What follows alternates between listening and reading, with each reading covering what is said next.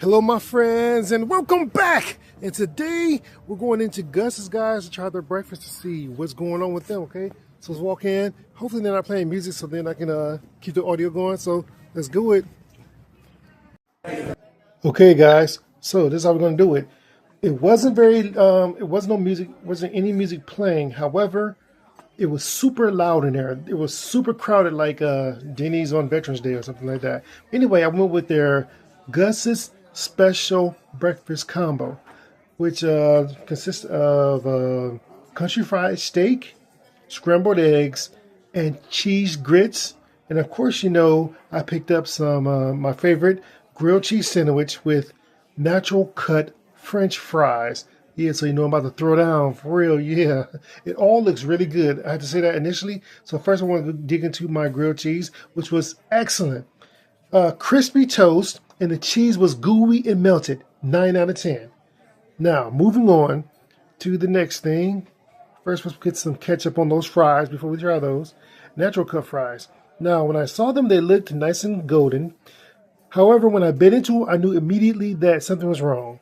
The outside was lightly crisp, not crunchy crisp, and the inside tasted almost raw. I was like, oh my gosh, I couldn't believe it. And they gave me so many of them. Craziness.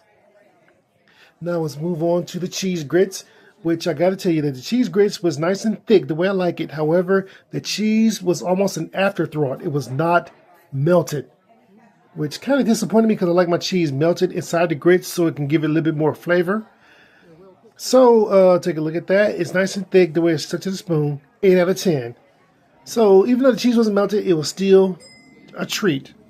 I love my grits, you know. So now let's move on to the next meal, the next item.